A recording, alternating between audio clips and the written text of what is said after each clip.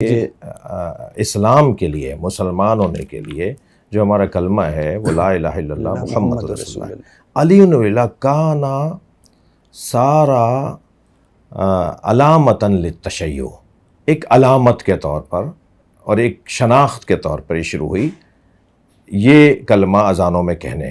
جز کے طور پہ ہمارے علماء، ہمارے فقہاء اس کو نہیں مانتے، علامت کے طور پہ مانتے ہیں، نشانی کے طور پہ مانتے ہیں۔ جیسے صلوات پہلے پڑھنا اذان تو نہیں ہے، سارے مسلمان پڑھ رہے ہیں اس وقت، یعنی اکثر مسلمان جب اذان کہہ رہے ہوتے ہیں تو نبی مکرم پہ درود و سلام پڑھتے ہیں، اذان سے پہلے پڑھ رہے ہوتے ہیں، اذان کے ساتھ پڑھ رہے ہوتے ہیں، اذان کے بعد ایک دعا پڑھی جا رہی ہوتی ہے، تو وہ اذان تو نہیں ہوتی مگر اس کے ساتھ پڑھی جا رہی ہوتی ہے۔ دیکھیں اصل میں تو ہمارا تو ہدف یہ ہے کہ ہمیں اہل بیت کی طرف لوگوں کو بلانا ہے، ہمیں اہل بیت کی تعلیمات کی طرف بلانا ہے، کیونکہ اہل بیت سے دوری نے مسلمانوں کو اصل چیز سے دور کر دیا اور سالم دین سے دور کر دیا۔ نبی مکرم اپنے بعد مولا علی کو دے کے گئے تھے غدیر خم کے اندر، ساری زندگی سرکار نے صلی اللہ علیہ وآلہ وسلم نے یا اللہ سمجھایا یا علی سمجھایا، اور امت نے علی کو چھوڑ دیا۔ تو ہمارا تو مقصد، ہمیں اگر استحباب کے عنوان سے بھی اشہد ان امیر المومنین علی ولی اللہ کہنا پڑا، مستحب کی نیت سے بھی کہنا پڑا، رجا کی نیت سے بھی، قربتاً اللہ کی نیت سے بھی، ہر جگہ ہمیں، کیونکہ تینوں کلمے قرآن کی آیات کے اندر 3 ولایتوں کا اور 3 مولاؤں کا تذکرہ ہے سورہ مائدہ کی 55ویں آیت میں۔ ہمارے پاس جو دلائل تینوں گواہیوں کے ہیں، یعنی اللہ رسول اور مولا علی کی ولایت کی گواہی، مولا علی کے مولا ہونے کی گواہی، جہاں جہاں ہمیں ملے گی، جہاں جہاں ہمیں ملی ہے تو ہم ہر جگہ اس کو پڑھنے کی کوشش کریں گے تاکہ لوگوں کی توجہ ہو اہل بیت کی طرف، اور اہل بیت کی طرف تو ماتم کا فلسفہ بھی یہی ہے، گریے کا فلسفہ بھی یہی ہے، کسی طرح اہل بیت۔ لیکن سر یہ ملا یازر الفقی میں ابی جعفر محمد بن علی بن الحسین قمی میں مان جلد اول میں لکھ رہے ہیں، یہ بہت سخت لفظ ہے، لعنت فرمائی ہے۔ نہیں، میں مان رہا ہوں کہ ہماری کتابوں میں چیزیں ہیں، مگر دیکھیں ہر دور کے اندر فقہا نے اجتہاد بھی کیا ہے، فقہا نے اپنے موقف کو روشن بھی کیا ہے۔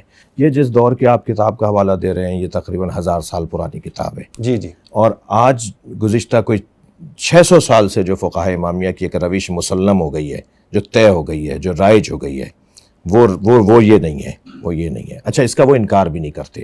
ہمارے فقہا ان روایات کو تقیہ کے اوپر حمل کرتے ہیں، ہمارے فقہا ان روایات کو اس زمانے کے حالات کے اوپر حمل کرتے ہیں کہ اس زمانے کے حالات کچھ اور حالات تھے۔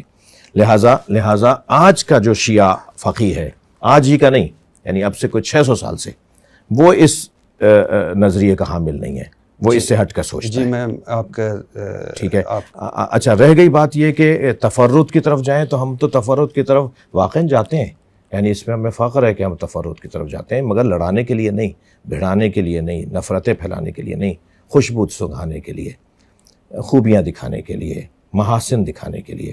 ہم اگر اس طرح کا کوئی کام کریں گے تو کیا مقصد ہے بھئی آپ کا؟ آپ لڑوانا چاہ رہے ہیں؟ نہیں، ہم اس بات کی طرف توجہ دلانا چاہ رہے ہیں کہ جو زیادہ بہتر، بیسٹ ہے، بہتر ہے، میرٹ کے اوپر ہم بات کر رہے ہوتے ہیں، یعنی اغزاکم علی، عالمکم علی، افقاہکم علی، ہر طرح سے علی مولا کے لیے حضرت نے سرکار دو جہاں صلی اللہ علیہ وسلم نے فرمایا کہ میرا علی ایسا ہے۔ ہم چاہتے ہیں کہ جتنی بھی کمالات اور خوبیاں نبی مکرم صلی اللہ علیہ وسلم مولا علی کی صورت میں دے کے گئے، امت اس کی طرف توجہ کرے۔ تو اگر ہمیں ایک سہارا بھی مل جائے گا نا، استحباب کا بھی سہارا مل جائے گا، ہم اس سہارے کو لے کر مولا کا ذکر کریں گے۔ تھوک کے ساتھ استنجا جائز ہے؟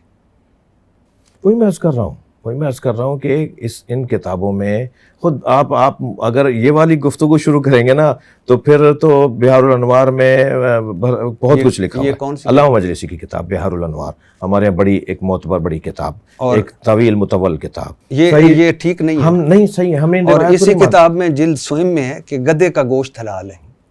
جی مکروہ ہے، حلال ادھر لکھا ہوا۔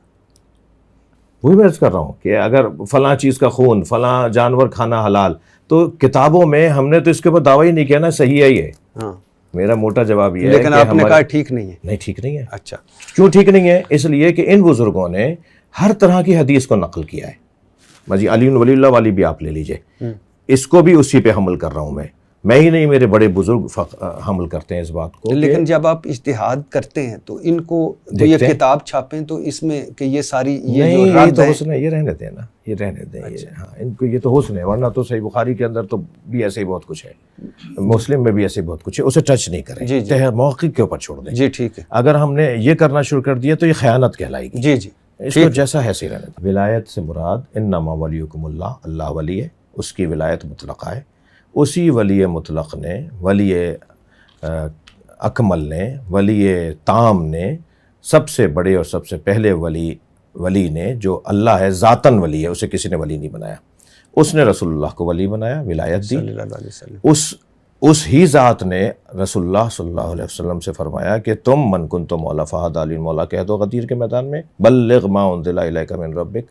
تیسری ولایت منتقل ہوتی ہے مولا علی تک۔ جی قرآن میں بھی 3 ولایتوں کا تذکرہ ہے سورہ مائدہ کی 55ویں آیت میں کہ اللہ ولی ہے، اللہ کا رسول ولی ہے، اور وہ کہ جو صاحب ایمان ہے، جس نے نماز قائم کی اور حالت رکوع میں زکوٰۃ دی۔ سب سنی شیعہ نے لکھا ہے کہ حالت رکوع میں زکوٰۃ دینے کا واقعہ مولا علی کا ہے، جی جی اور قرآن نے انہیں ولی کہا ہے، قرآن نے انہیں مولا کہا ہے۔ جی جی تو اللہ جل جلالہ اور رسول اللہ صلی اللہ علیہ وسلم اور مولا علی، یہ 3 ولی ہیں۔ یہ ولایت کا عنوان تینوں کے اوپر آتا ہے، جی جی یعنی ایسا اس سے مراد ہرگز یہ نہیں کہ ولایت مولا علی مراد، صرف مولا علی کی ولایت مراد جی نہیں۔ جی ولایت کے بغیر یعنی حاکمیت، ولایت کے کیا معنی کیا ہیں؟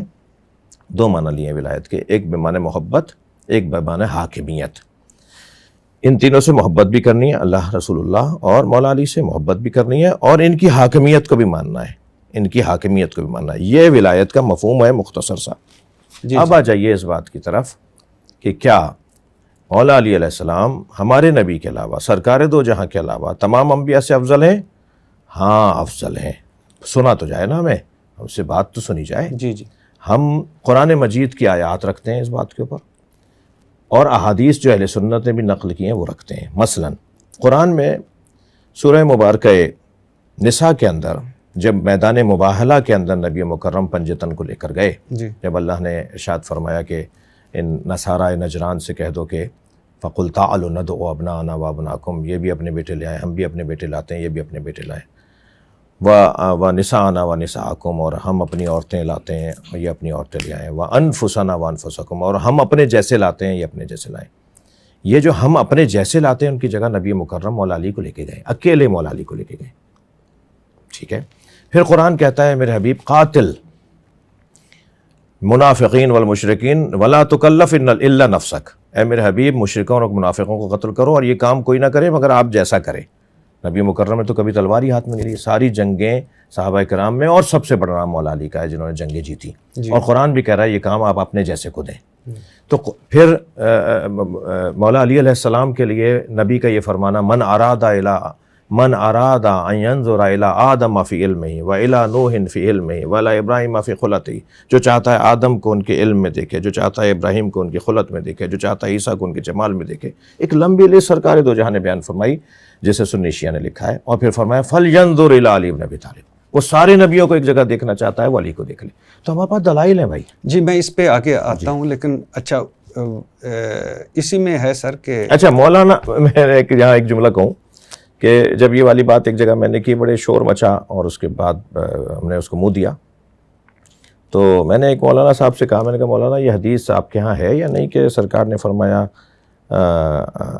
علماء امتی افضل من انبیاء بنی اسرائیل؟ تو ہاں ہے حدیث، یہ میری امت کے علماء انبیاء بنی اسرائیل سے افضل ہیں۔ تو میں نے کہا وہ علماء کون ہیں؟ تو کہہ رہے ہیں علماء ہیں، یعنی علماء جب اپنی افضلیت پہ بات آئے تو انبیاء بنی اسرائیل سے افضل ہیں، اور جب ہم مراد لیں علماء سے اہل بیت کو، ہم مراد لیں علماء سے مولا علی کو، تو پھر یہ کیسا ہو گیا کہ وہ انبیاء سے افضل کیسے ہو جائیں گے؟ جی سر میں اسی پہ آتا ہوں، لیکن اسی میں محمد بن یعقوب کلینی کی اصول کافی میں ہے کہ امام جعفر صادق نے فرمایا اسلام کے 3 ارکان ہیں، نماز، زکوٰۃ اور ولایت، گویا حج اور روزہ بھی گیا۔ وہی میں عرض کر رہا ہوں کہ ان کتابوں میں ہمارا دعویٰ نہیں ہے کہ ساری حدیثیں ہماری صحیح ہیں۔ ایک بات دیکھیں، حدیث کی قسمیں ہیں، میں آپ سے، آپ کا ادب اور احترام اور آپ کا مقام اور منزلت، میں آپ کا ویسے ہی آپ کی صحافت کی دنیا میں بہت معتقد ہوں، جی سر، اور وہ میں نہیں واقعاً میں عرض کر رہا ہوں آپ کے میں جو وہ آپ کے اندر جو برجستگی ہے، آپ کے اندر جو ایک کھل کے بات کرتے ہیں نا، وہ مجھے تو، میں اسی ٹائپ کا آدمی ہوں تو مجھے اپنے اچھا لگتا ہے، جی جی سر، کیونکہ یہ موضوعات مناظرے کے موضوعات ہیں۔ میں مثلا آپ کو ایک جواب دے بھی دوں گا تو بالکل بھی مناظرہ نہیں، میں صرف آپ سے نا وہ صحیح کہ یہ ٹھیک نہیں ہے، یہ غلط ہے، آپ سے رہنمائی کے لیے، ہاں اس کے لیے میرا عرض یہ ہے کہ ہم دعوے دار نہیں ہیں کہ ہماری ان کتابوں میں ساری حدیثیں صحیح ہیں۔ جی ٹھیک ہے، ہم انہی حدیثوں میں، اب ان دونوں میں سے کون سی ٹھیک ہے؟ ولایت والی 5 والی، امام باقر ظاہراً امام باقر امام باقر کی. اچھا جس میں 5 چیزوں کا ذکر ہے. اچھا اعلیٰ خمس کا ذکر. اچھا یہ جو امام افضل ہیں انبیاء سے، اس پہ آگے میں آتا ہوں. بصائر الدرجات ابو جعفر محمد بن حسار محمد بن حسن صفار کمی، یہی نام ہے. جی. میری ولایت اہل ارض و سما پر پیش کی گئی، ایمان لانے والے ایمان لے آئے اور انکار کرنے والوں نے انکار کیا. حضرت یونس نے میری ولایت کا انکار کیا تو اللہ تعالیٰ نے سزا کے طور پر انہیں مچھلی کے پیٹ میں اس وقت تک قید رکھا جب تک وہ میری ولایت پر ایمان نہ لائے. یہ احادیث مشکلہ میں سے ہیں. احادیث میں کچھ احادیث ایسی ہیں جن کو سمجھنے کے لیے کچھ اور احادیث کو بھی جوڑنا پڑے گا. جی جی. جب بات آ جائے گی کہ مولا علی مولا نبی جیسے ہیں سوائے اللہ لا نبی آبادی، سرکار نے فرمایا سوائے نبوت کے تم ساری کاموں میں مجھ جیسے ہو. سرکار کی حدیث منزلت جسے کہتے ہیں. تو جب مولا علی مولا نبی جیسے ہیں، یعنی مولا سرکار دو جہاں صلی اللہ علیہ وسلم جیسے ہیں سوائے نبوت کے، تو بھئی یہ حضرت یونس والی بات تو پھر سمجھ میں آ جائے گی.